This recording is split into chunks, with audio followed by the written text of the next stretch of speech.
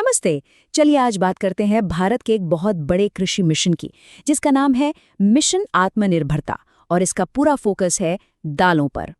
तो इस पूरी कहानी को हम 5 हिस्सों में समझेंगे। शुरुआत करेंगे उस समस्या से जो इसकी जड़ है, फिर देखेंगे इसका समाधान क्या है और ये एक बड़ी स्ट्रैटेजी का हिस्सा कैसे है।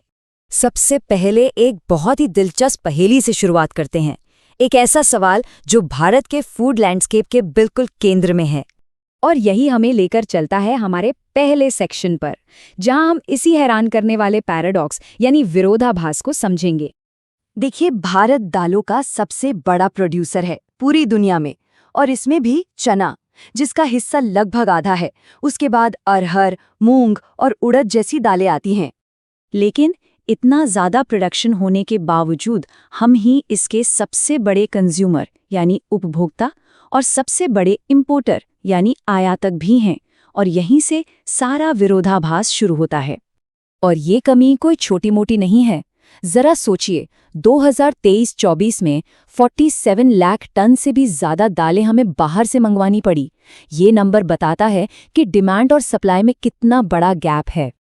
तो चलिए अब आगे बढ़ते हैं और देखते हैं कि इंपोर्ट पर इस बढ़ती निर्भरता की वजह से एक तुरंत एक्शन लेने की जरूरत क्यों आन पड़ी है। अभी हम लगभग 245 लाख टन दालें उगाते हैं, लेकिन 2047 तक अनुमान है कि डिमांड 50 मिलियन टन से भी ज्यादा हो जाएगी। मतलब जितना आज उगा रहे हैं उससे दुगने से भी ज्यादा की जरूरत पड़ने वाली है। ये गैप बहुत तेजी से बढ़ रहा है। और ये मिशन सिर्फ पेट भरने के लिए नहीं है, इसके पीछे कई वजहें हैं। एक तो दालें हमारे प्रोटीन का 20 से 25% हिस्सा होती हैं, तो ये कुपोषण से लड़ने के लिए ज़रूरी है। दूसरा, दालों के दाम आसमान न छुएं, उसके लिए भी प्रोडक्शन ज़रूरी है। और हाँ, दालें ज़मीन के लिए भी अच्छी हैं। नाइट्रोजन फिक्सेशन से मिट्टी की उपजाऊ शक्ति बढ़ती है। तो इसी बढ़ते हुए घाटे से निपटने के लिए सरकार ने एक नया और बहुत बड़ा मिशन शुरू किया है। इस मिशन का मकसद बिल्कुल साफ है, दिसंबर 2027 तक भारत को दालों के मामले में आत्मनिर्भर बनाना, मतलब इंपोर्ट पर निर्भरता खत्म करना। और इसके लिए एक अच्छा खासा बजट भी रखा गया है, 11,440 करोड़ रुपए। ये रकम बताती है कि सरकार इस मिशन को लेकर कितनी सीरियस है। और इसका फायदा सीधे सीधे किसानों तक पहुंचेगा। अनुमान है कि इससे लगभग 2 करोड़ किसान परिवारों को मदद मिलेगी।